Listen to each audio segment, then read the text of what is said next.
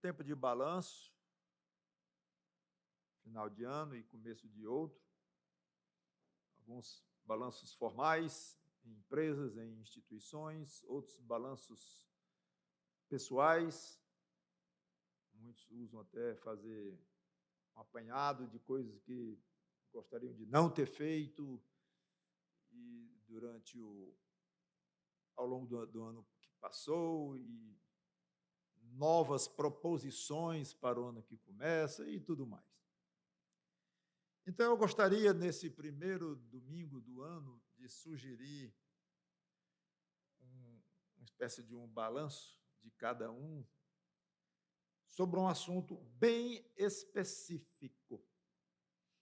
Como você se comportou com relação ao Senhor Jesus Cristo. Então, vai ser esse o nosso tema. Não vamos ter uma passagem para expor, mas um tema para desenvolver. E sei que é um assunto muito complexo, eu quero ajudar a dar um rumo. Se eu perguntasse a um jovem aqui, irmão, como é que você se comportou com relação ao seu pai no ano que findou? Para responder, a primeira coisa que esse jovem tem que fazer é: que tipo de vínculos eu tenho com esta pessoa? Primeiro, o vínculo de filho. Sou filho dessa pessoa, meu pai. Sendo ambos crentes. Segunda coisa é que somos irmãos em Cristo. É outra relação que eu tenho com ele, com este homem. Depois, amigos. Somos bons amigos. E assim continua. Talvez com mais um ou dois tipos de relação. Aí, feitas essas divisões, muito bem, então eu sou filho. Como é que um filho jovem que mora na casa do pai deve se comportar com relação ao seu pai? Aí ele pode, então, analisar como é que ele se comportou com relação ao pai dele e responder a pergunta: como é que você se comportou com relação ao meu pai? Bom, como filho, foi assim, assim, assim. Ok. Agora, como irmãos em Cristo. Irmãos em Cristo. É uma relação diferente, totalmente, entre um filho e um pai. Como irmãos em Cristo, a minha análise é essa, assim, assim, assim. Ok. Como amigos, as pessoas podem ser amigas e não serem irmãs em Cristo. É uma outra relação. Então, como amigo, como é que eu me comportei com relação ao meu pai, dentro do exemplo? E assim por diante. Então, para avaliar, ou ajudar a avaliar um pouco melhor como é que você se comportou com relação a Cristo, a primeira pergunta é: o que eu sou de Cristo? Ou, de outra forma, que tipo de vínculos eu tenho com Cristo? Para poder avaliar. A rigor, o número é alto de vínculos ou de relações que nós temos com Jesus Cristo. Temos várias relações, conforme a Bíblia nos diz, e nós teríamos, então, matéria para várias pregações, se não o ano inteiro. Mas eu vou me concentrar apenas em 4 vínculos, dentre os muitos que nós temos com relação a Cristo. Eu quero analisar 4. Eu achei por bem fazer assim, não que sejam mais ou menos importantes. A primeira é discípulo de Cristo. A palavra traduzida por discípulo, que há muitas passagens com essa palavra no Novo Testamento, significa literalmente aprendiz.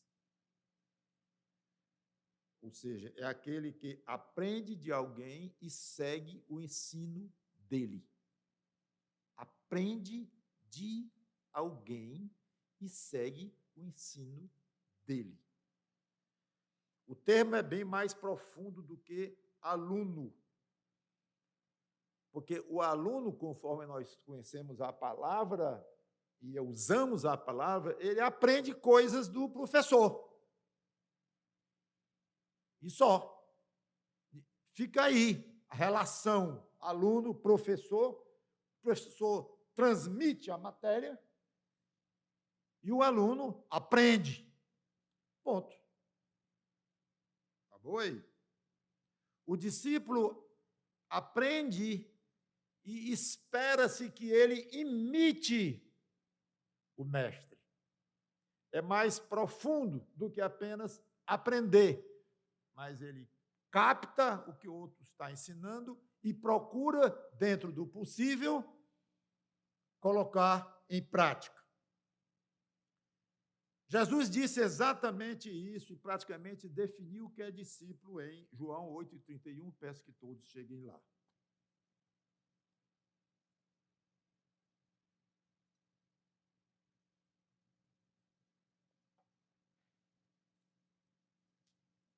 João, capítulo 8, versículo 31.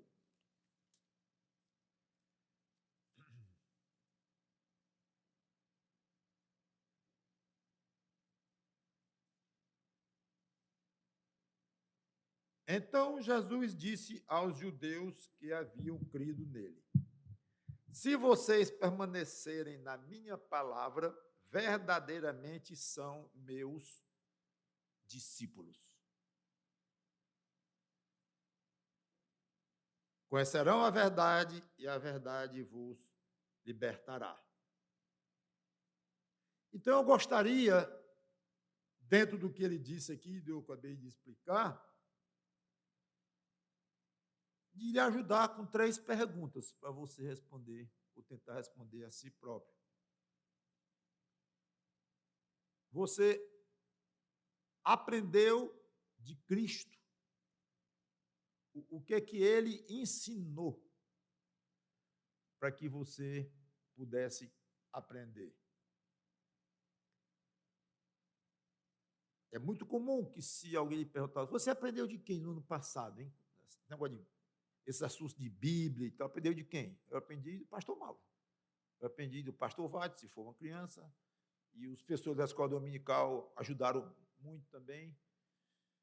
E eu estudo a Bíblia com um discipulador, eu aprendi um bocado dele também, a irmã fulana, o irmão ciclano tem muita paciência comigo, me ensinou bastante. Então, talvez as primeiras pessoas que viessem à mente fossem essas, porque são nossos semelhantes, estão ao nosso redor, nós vemos, literalmente, cada um deles, ouvimos e estamos ali, juntamente com eles. Então, a ideia que vem é esta. A rigor, não é bom. O que eu aprendi mesmo da Bíblia veio do pastor fulano, veio do professor ciclano. Não é bom. Porque, na essência, o que esse pastor disse que mereceu ser aprendido, tem que ter tido como base o ensino do Senhor Jesus Cristo, que podemos resumir como o ensino das Escrituras, que é soprada pelo Espírito de Cristo, como é chamado também o Espírito Santo. Então, se você respondeu usando nomes humanos para dizer quem lhe ensinou sobre a Bíblia e as coisas de Deus, tudo bem, porque você se limitou a esse nível, mas eu sugiro, não é que está errado, mas eu sugiro, e até disse isso não é bom, é ficar aí e apenas não entender bem, ou não se lembrar, ou não considerar que não é este o exame mais profundo a ser feito. Eu aprendi de Cristo, que ensinou a homens e mulheres que me ensinaram de diversas formas ao longo do tempo, de maneira mais específica, o ano passado, por exemplo. Então, é muito importante você entender isto.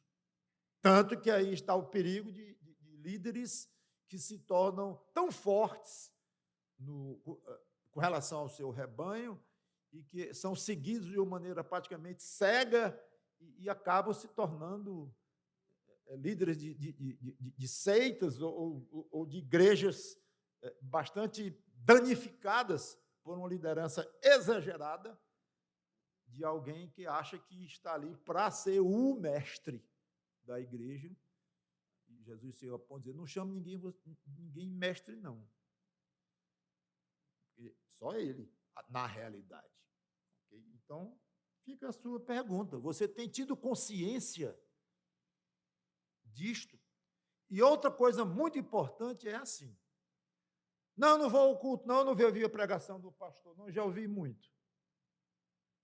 Não, eu já ouvi muitas aulas sobre aquele assunto. O que o fulano tinha para me ensinar, eu já aprendi. Então, começa a achar que o culto, as aulas e tudo, são uma transmissão de conhecimento da pessoa que está lá. Errado. Porque não é. Se é assim, alguma coisa não vai bem.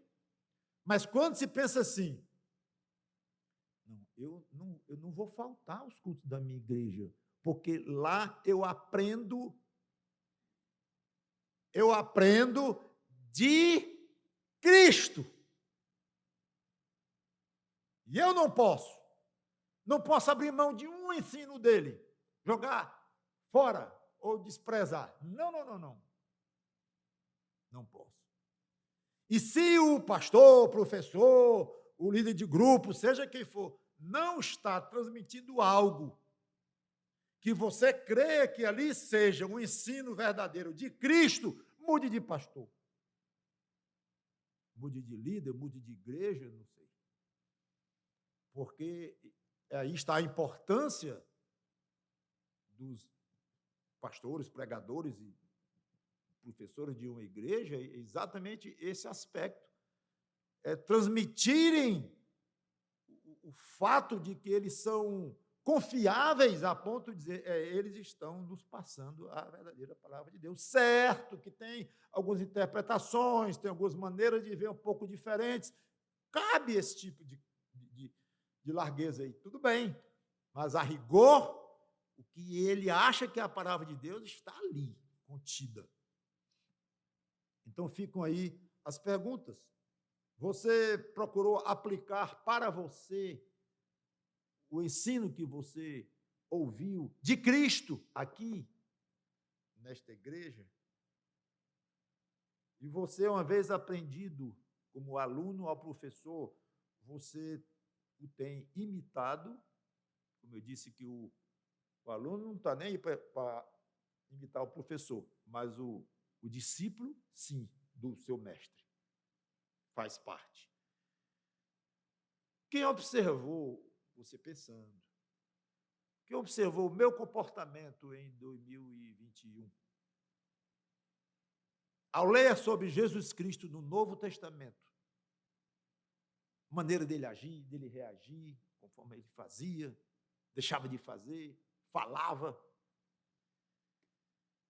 Dá para associar, pelo menos um pouco, com as minhas maneiras de agir, de falar, de atuar? Tem algum paralelo? Tudo bem, eu não vou esperar que a pessoa leia sobre Cristo no Novo Testamento e ache a minha cara aquilo ali. Puxa, eu não consigo deixar de imaginar o fulano aqui, o pastor, o irmão, o tempo todo aqui, a cara de... Um é como se fosse o outro. Se fosse, né? Se fosse, mas nós não vamos sonhar a tal ponto. Mas alguma relação? Fica a pergunta.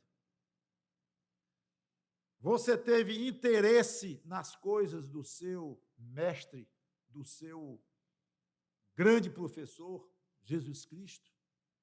No ano passado, foi a sua prioridade? Tudo isso fica debaixo da questão do discípulo, de aprender e de imitar o outro. Segundo, servo. Um jogador de futebol pode ser discípulo do melhor jogador de futebol do mundo. Aprendeu as técnicas dele, imita-o quando ele joga, mas não tem nenhuma obrigação de servi-lo. É discípulo do outro, naquela arte, mas não tem um vínculo além deste, de aprender dele e até querer imitá-lo, conforme inclui a questão do discípulo. Ou seja, o mestre de alguém não é obrigatoriamente o senhor dele, mas com Cristo é. João 13:13.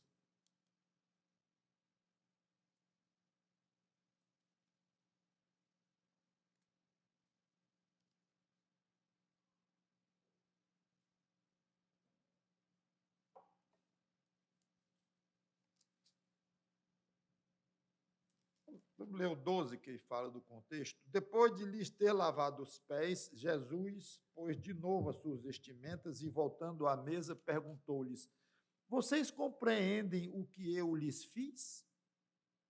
Vocês me chamam de mestre e de senhor. Olha aí as duas qualificações, os dois vínculos que Cristo tem conosco. Mestre e senhor. Vocês me chamam de mestre e senhor. E fazem bem, porque eu o sou. E a passagem continua. Fazem bem, eu sou mesmo. Mestre e senhor. Senhor, no caso aqui, em contraponto à ideia de servo, ou seja, é o dono, como de um escravo. Nós não conhecemos bem, porque, graças a Deus, nem temos mais escravidão, escravatura em nosso meio. Mas, como antigamente, o senhor do escravo era o dono dele. E a palavra, no grego, traduzida por servo, é escravo. Pode ser, e é usada como escravo mesmo, literalmente. A ideia de servo. Hoje a gente puxa mais a ideia de servo, a ideia de servir. Mas, então, sua relação com Cristo, não só de aluno, mas como discípulo que aprende e tenta imitar Jesus Cristo.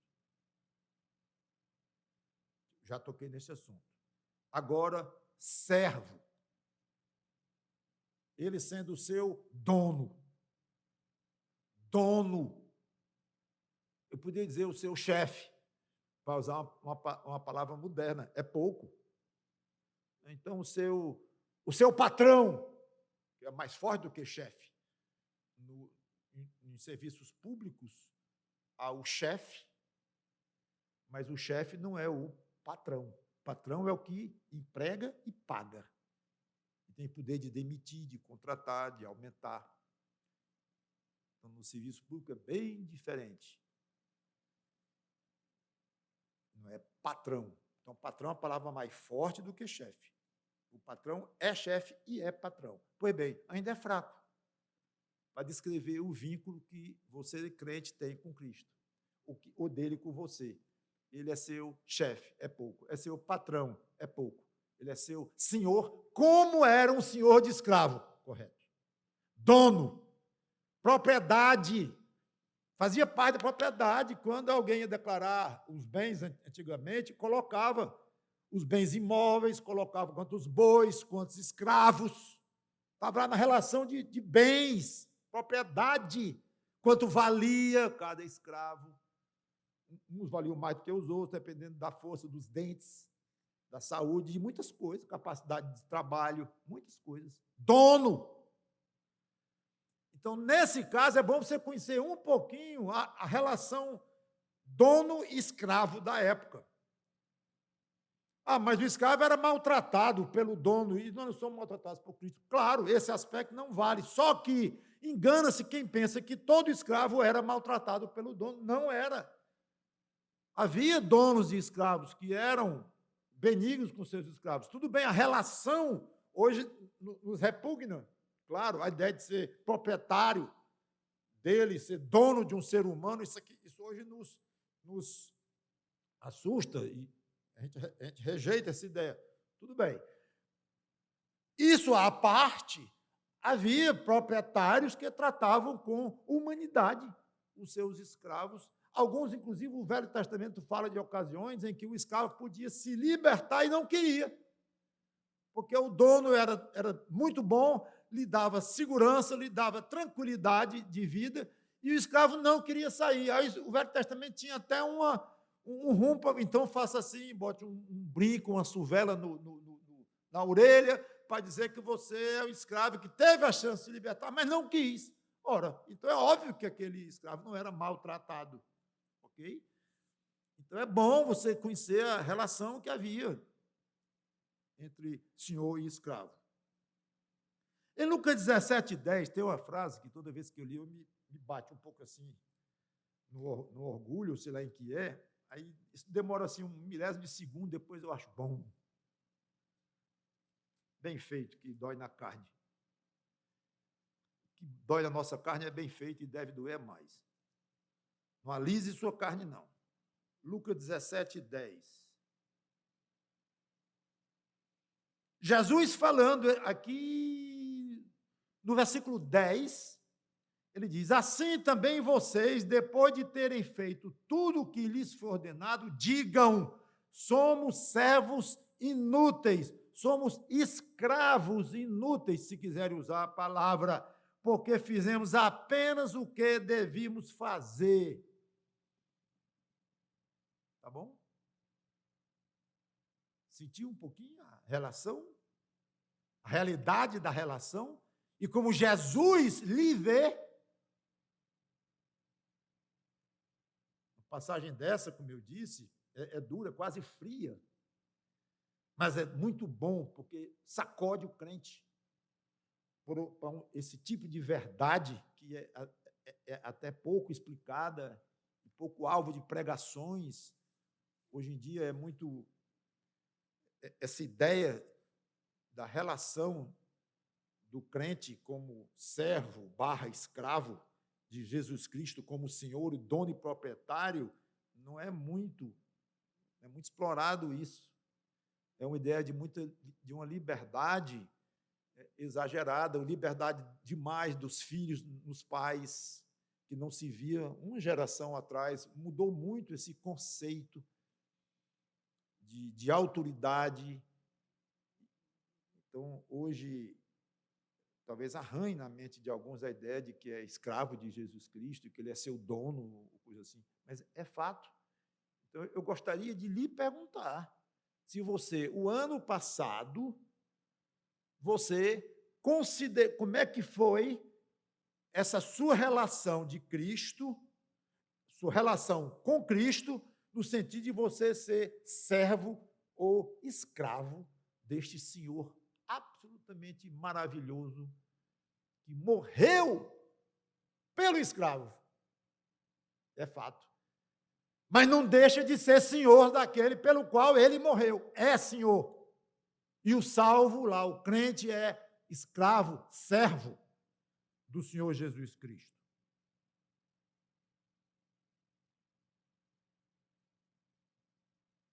Então, Jesus diz aqui: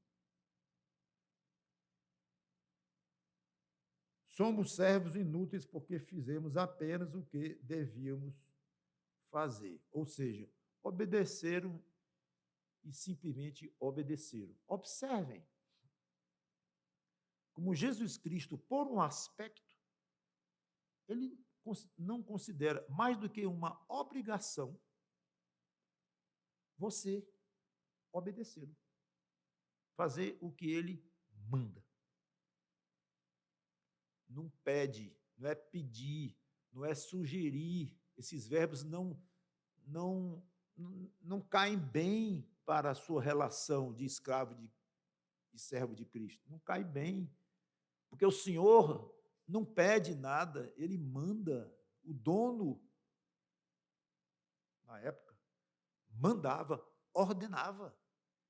E acabou-se. O patrão hoje, ele não pede, ele manda. Agora, claro, se ele é educado, por favor, e tal, lógico, é uma questão de etiqueta social, só isso. Mas ele não vai chegar e dizer, você acha razoável você fazer esse trabalho que a minha empresa está precisando? Acho não. Ah, você não acha razoável? Não, acho não. Acho que esse estudo, inclusive, não tem nada a ver, doutor. Então, nós vamos ter que conversar, porque eu estou precisando muito desse estudo, eu sei que você tem capacidade para fazer isso, mas não vou fazer, não, porque eu acho que o senhor está errado em querer esse estudo. Eu vou perder meu tempo, porque o senhor mesmo paga meu tempo, eu não vou fazer, não. O bem do senhor, da sua empresa. Imagine a relação. Não vai dar certo, porque ele manda. Só que o funcionário de hoje tem a opção de dizer, pô, eu vou embora. O escravo, ele tinha que enfrentar a ira do Senhor a quem ele desobedeceu. E que ira! Então, você pensa que tem a opção de dizer para Jesus Cristo, vou não, quero não, não dou para isso não estou muito afim. Não existe isso com relação a Jesus Cristo. E que se você faz o que ele manda, muito bem. Viu, senhor? Eu fiz o que eu mandei. Nada mais do que obrigação. Aí não vai ter um prêmiozinho, não? Prêmiozinho? O meu pai não dava bons presentes. Não era presente nenhum, que eu me lembro, nenhum, para quem passasse de ano lá em casa. Algo que não existia na minha casa. 6 filhos, presente porque passou de ano. Eu tinha colegas, eu vou ganhar uma bicicleta se eu passar de ano, eu vou ganhar uma viagem para São Paulo, eu vou isso, eu vou aquilo. Nunca, nunca, porque era mais que, era simplesmente obrigação. Dava um duro grande para levar o dinheiro para casa, pagar os melhores colégios que ele podia. A obrigação do filho, tudo que tinha a fazer, era estudar, estudar. Passou de ano, parabéns, eu recebia parabéns, claro, ponto. Eu acho que o princípio era o mesmo, interessante, que meu pai aplicava e minha mãe aplicavam isso, não eram nem crentes, quando nós éramos estudantes na casa deles. Mas muito bem aplicado isso. Mas Jesus não dá galardões para nós? Não tem passagem na Bíblia que fala tanto dos galardões? Sim. Então, como é que diz? Porque ele quer, ele gosta, mostra o tamanho da misericórdia de Deus. Não é pagamento, não é recompensa. Porque você me obedeceu, então eu me sinto agora com uma certa obrigação de lhe recompensar. Não. Ao me obedecer, você não fez mais do que a sua obrigação. Agora, o fato de me obedecer me alegrou. Gostei. Gostei do seu serviço, gostei do seu coração, gostei da sua atitude, me alegrou. E eu sou tão poderoso, tão glorioso, que eu quero lhe dar uns bons presentes por isso. É isso. Galardão, é isso. Recompensa que vamos ter no céu, nós nem entendemos direito com a natureza deles, obviamente vão ser espetaculares, mas é basicamente isso, não é pagamento, não é obrigação dele. Por isso é que ele diz, serve inútil, ou seja, só faz o que a sua obrigação. Você tem esse pensamento? Agora, olhe bem, esse pensamento para quem trabalha para ele.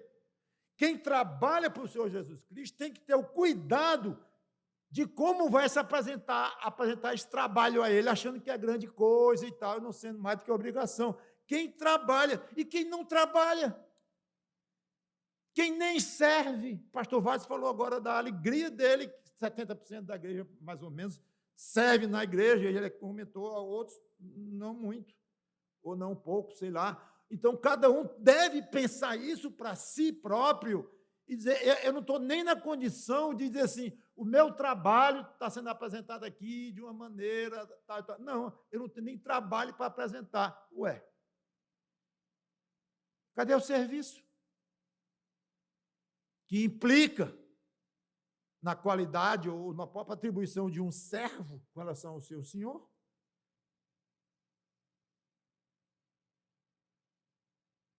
Você andou pelos caminhos que ele mandou. Vou citar só um exemplo. João 13, 14 e 15.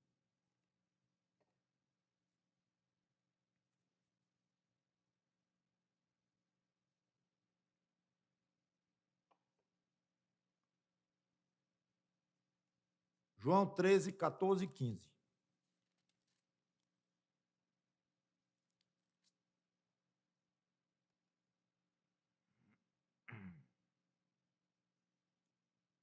Continuando, inclusive, a questão do lava-pés. Ora, se eu, sendo senhor e mestre, lavei os pés de vocês, também vós devem lavar os pés uns dos outros. Porque eu lhes dei o exemplo, para que, como eu fiz, vocês façam também. Isto é uma ordem. Ordem. Então, nós vamos imitar Cristo por dois motivos. Primeiro, porque ele é o nosso mestre. E nós somos discípulos dele, faz parte do discípulo imitar o mestre. Faz parte, é inerente. Obviamente, tem quem pague para poder ser discípulo de alguém, aprender coisas de alguém, comportamentos e coisas assim. Paga. E a ideia é imitá-lo. É uma coisa que quer fazer, gosta de fazer. Tanto que contrata um mestre para isso. Então, no caso, nós temos um mestre, a quem nós servimos, a quem nós temos grande consideração e amor, e queremos aprender dele para imitá-lo. Mas o segundo motivo pelo qual nós devemos imitar Cristo é obedecer à ordem que ele deixou para que nós o imitemos. É uma ordem. Então, você tem obrigação disto. E há muitas instruções do Senhor Jesus Cristo para o crente. Saiba que é muito ofensivo chamar Cristo de Senhor e não ser rigoroso, eu não sermos rigorosos na obediência. Lucas 6,46 tem uma frase, que essa aqui eu decorei há muito tempo. Eu vou ler, mas é das poucas que eu sei decoradas, e esse número está diminuindo. Lucas 6,46.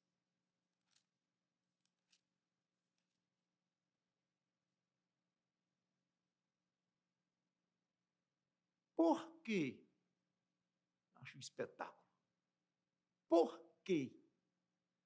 Vocês me chamam Senhor, Senhor, e não fazem o que eu mando.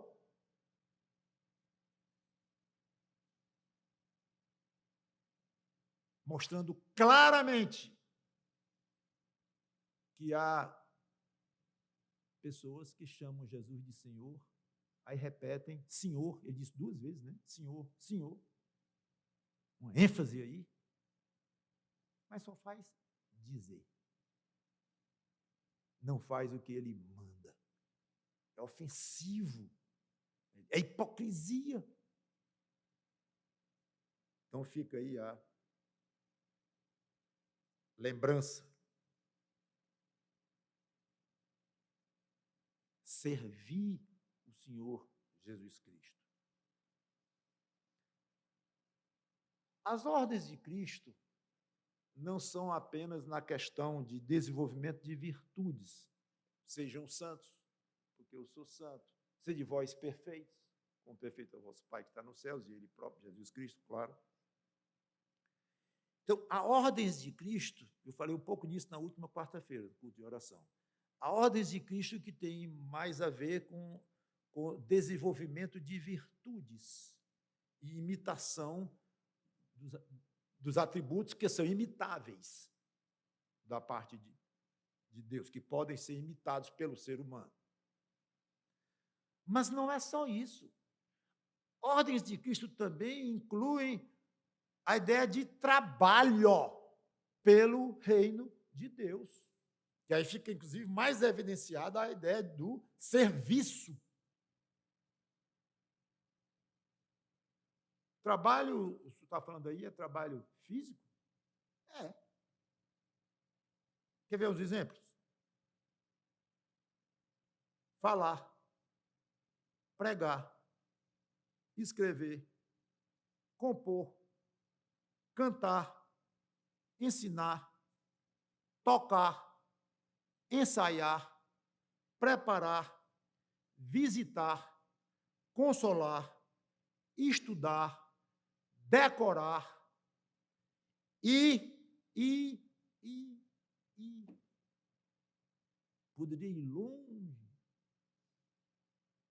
Eu estou até arrependido que eu devia ter feito uma lista maior ainda, para lhe sufocar. Sufocar é forte. Para lhe dar uma ideia de você ficar um pouco atarantado da quantidade de atividades que podem ser feitas e de verbos que exprimem o que um crente pode fazer de serviço ao seu Senhor. Pergunto eu, algum verbo desse passou perto do que você faz?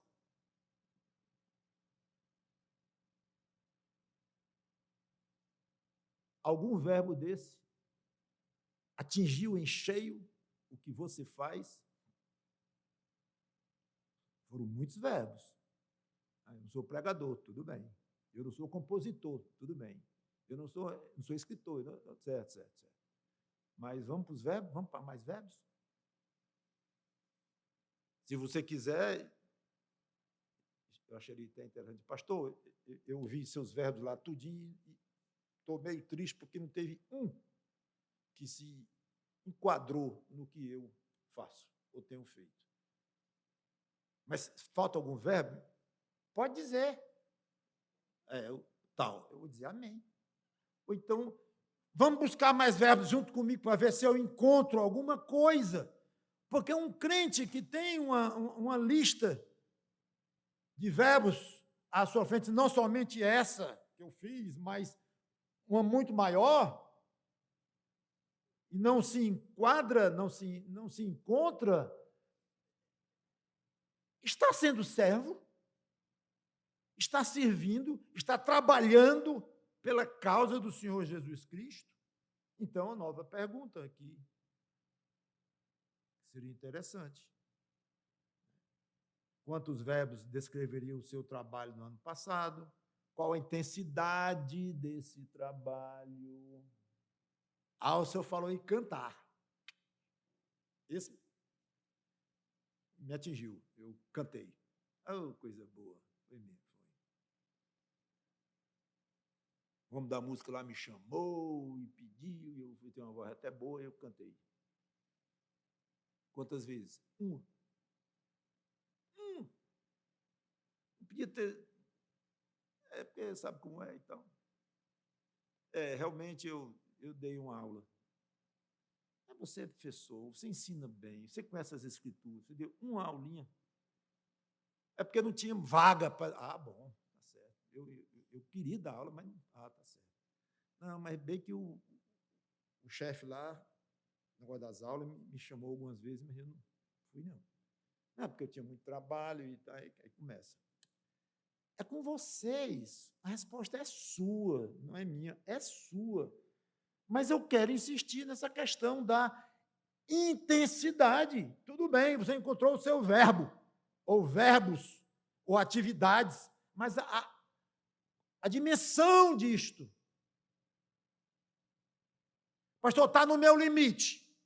Eu cantei uma vez e foi muito mais do que eu poderia. Deus sabe, eu vou dizer amém. Está certo?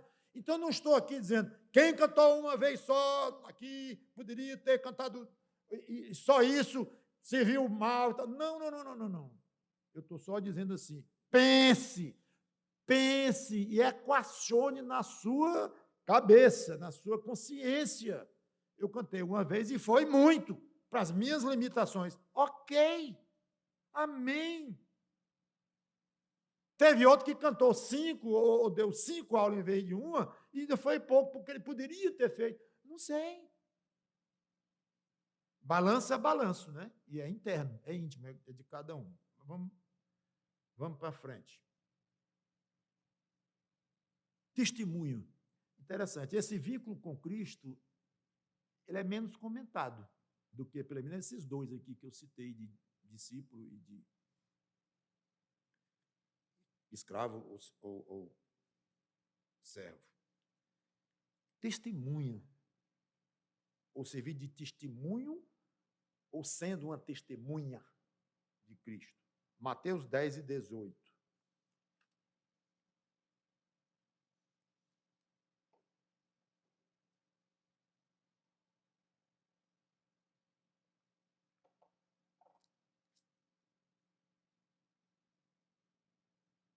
Por minha causa, estou em Mateus 10, 18, vocês serão levados à presença de governadores e de reis, para lhes servir de testemunho a eles e aos gentios. E quando entregarem vocês, não se preocupe quanto a como ou o que irão falar, porque naquela hora lhes será concedido o que vocês dirão. O assunto aqui é falar, é o contexto, na frente de autoridades, falando aqui aos seus discípulos da época, estava ali com ele. Obviamente, isso é facilmente abrangido para nós, para qualquer crente. Falar. Logo atrás dessa, eu quero ler Atos 1, capítulo 8, quando ele estava para voltar para o céu após a sua ressurreição. Atos 1 e 8. Mas vocês receberão poder ao descer sobre vós o Espírito Santo e serão minhas testemunhas, tanto em Jerusalém como em toda a Judéia e Samaria e até aos confins da terra. Mais uma vez, falando para os apóstolos em primeiro lugar, discípulos da época, mas aplicável totalmente a nós. Ele conta com o testemunho dos seus salvos para falarem da própria experiência sua a outras pessoas, visando que algumas delas se convertam. Esse é o objetivo, esse é o alvo, visando que se convertam. Ele conta com seu testemunho as pessoas ao seu redor, com as quais você tem algum tipo de contato, com o objetivo seu de que algumas dessas, que todas elas ouçam e algumas, de acordo com a vontade de Deus, se convertam. A rigor, Jesus não precisa desse testemunho. Mas foi o método que ele escolheu. Então, já que é assim, o testemunho do crente, o seu, tornou-se peça fundamental na expansão do Evangelho. O meu testemunho, o abrir da minha boca, eu mal sei falar, conheço tão pouco. A Bíblia, o ciclo de amizades é pequeno, e isso, você vê um monte de argumentos, né? Você mesmo. Então, o que eu vou falar é peça fundamental na expansão do Evangelho na terra. Ou você crê ou não crê. Não vou tentar lhe convencer. Porque é Jesus que diz claramente isto. Ide por todo o mundo e pregar o Evangelho a toda criatura, não disse lá? Em Marcos. 1 Timóteo, capítulo 2, versículo 6. Nós lemos, já cheguei lá, 1 Timóteo 2 e 6. O 5 também. Porque há um só Deus e um só mediador entre Deus e a humanidade, Cristo Jesus, homem, que deu a si mesmo em resgate por todos, testemunho que se deve dar em tempos oportunos. oportunos. Quem deve dar esse testemunho? Quem? Se deve dar. Qualquer um chamado por Deus, qualquer um que se converteu a Cristo. Paulo trouxe para si esta obrigação. Por isso fui designado pregador e apóstolo. E continua. Ele foi, e o outro foi, não exatamente apóstolo, claro, não exatamente um pregador ministerial da palavra, não, mas cada um de nós tem a responsabilidade, sim, de prestar o testemunho. Que testemunho? Que Deus deu Jesus Cristo, o Jesus Cristo a si mesmo, em resgate por todos. Isso é evangelho, deve ser dito.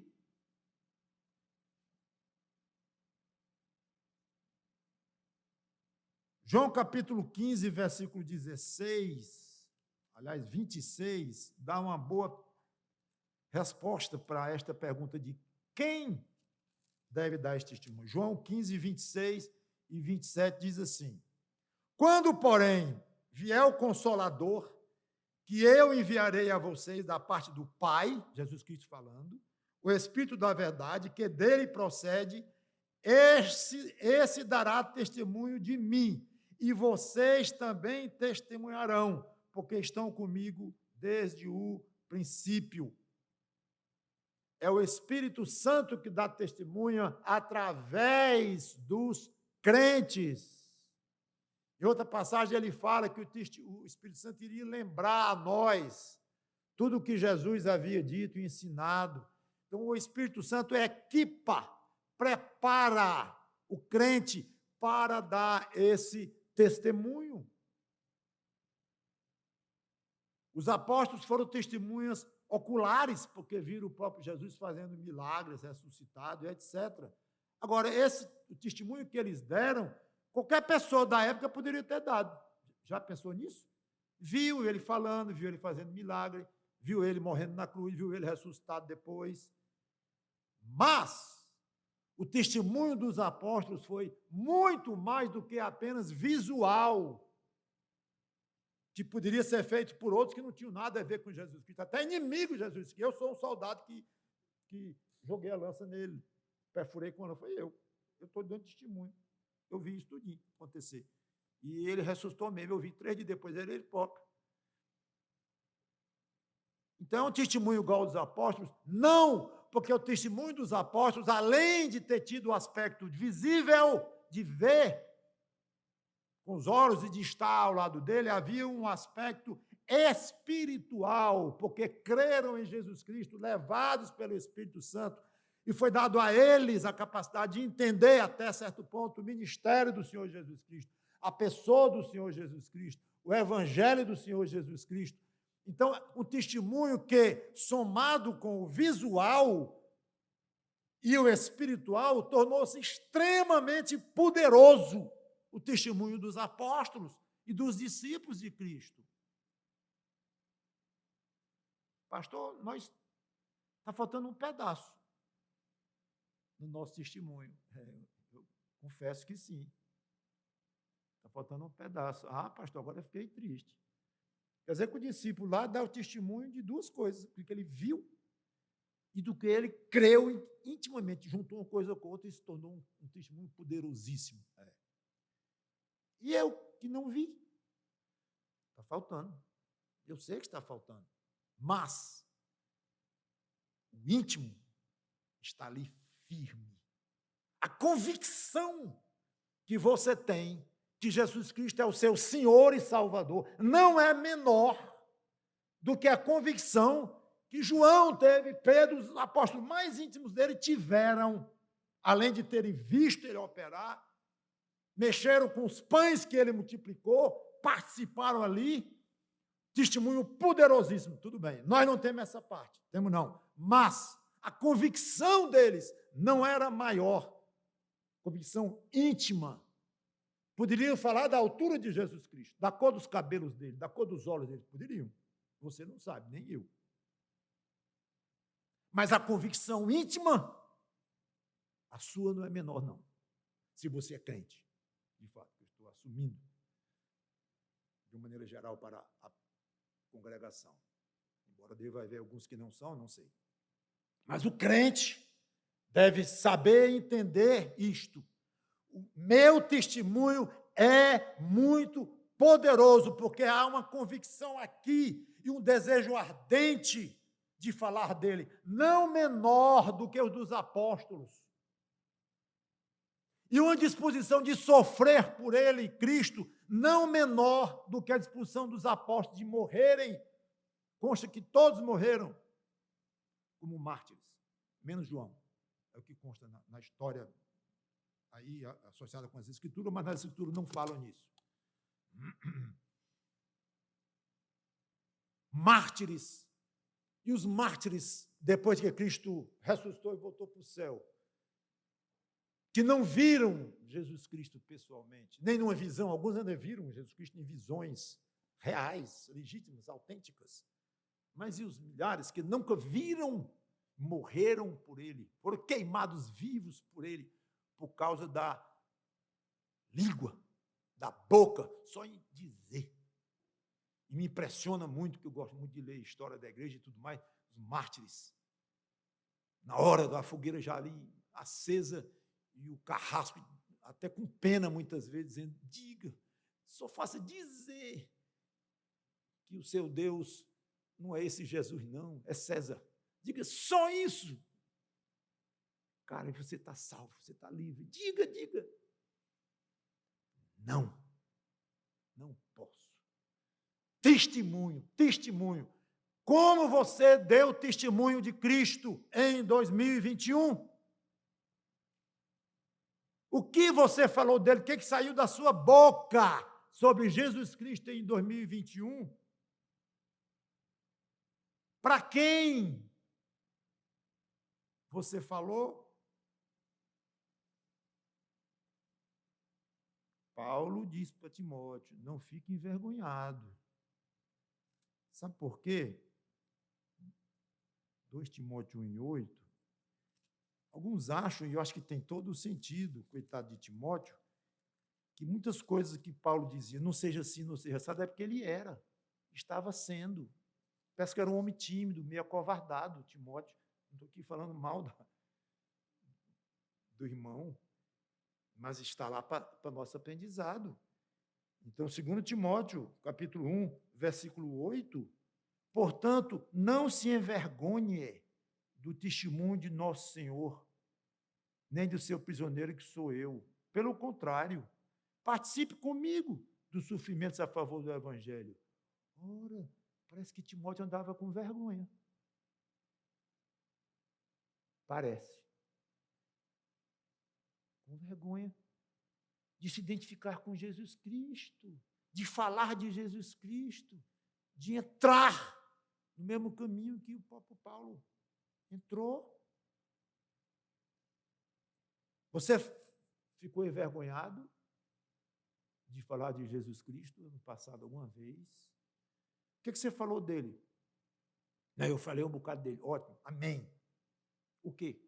Do amor dele, do poder, da ressurreição, da paciência, da vinda. O quê? Tem tanto que falar dele. Temos tanto que falar do Senhor Jesus Cristo. Eu vou encerrar. Eu tinha mais um item, mas fui invadido pelo tempo. O item era adorador de Cristo, mas esse eu não vou falar. Mas eu quero terminar, antes de resumir os três, com essa questão de testemunho. Tá bem, você deu testemunho dele ano passado. Deu, muito bem, ótimo. Já perguntei, falou o quê dele? Então, agora eu vou perguntar, a quem?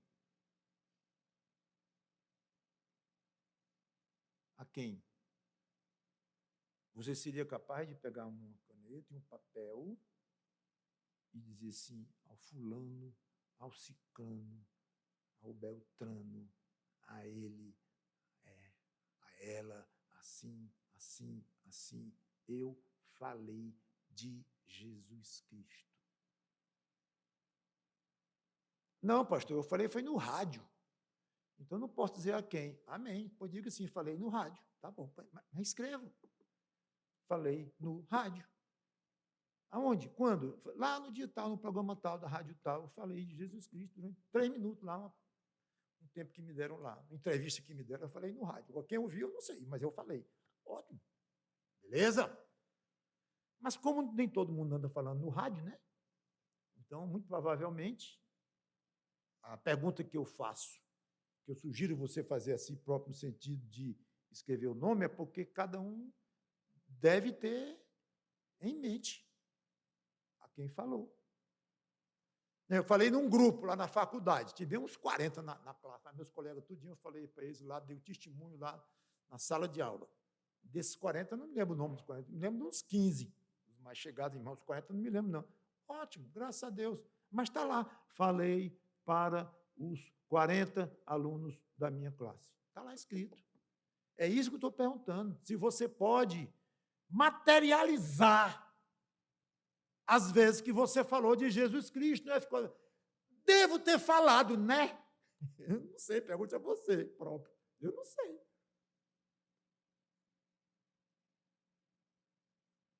Discípulo, servo e testemunha do Senhor Jesus Cristo. Vontade de entrar no adorador aqui, mas eu tenho um compromisso comigo mesmo, eu não vou começar o ano furando. Que Deus nos ajude nesta sugestão de balanço. Agora, ele é seu pastor, você é a ovelha dele. É mesmo, tem essa, tem, também. Ele é o seu salvador. É mesmo, você é um salvo dele, é outra relação. Não é que é? Ele é seu criador. E é mesmo, eu sou criatura dele também. Pode aumentar aí a quantidade de relações que nós temos com o Senhor Jesus Cristo. Deus nos ajude a ter mais em mente essas relações, a estudar, fica até uma sugestão para mim próprio. Eu devo ter já um bocado de pregação que abrange isso tudinho aí, mas não estou lembrado assim. Professor de escola dominical, não sei, mas a relação do crente com Jesus Cristo. Cada aula, uma relação dessa, cada pregação fica uma ideia. Eu aqui dei 3 e desenvolvi muito pouco, porque eu sabia que ia ser o tempo.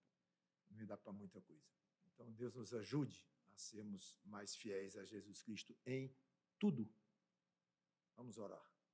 Obrigado, Senhor Deus, pela Tua palavra, que o Teu Espírito Santo nos ajude nas nossas relações com o Senhor Jesus Cristo. Sejamos fiéis, fiéis, fiéis a Ele, dia após dia. Em nome dele te pedimos. Amém.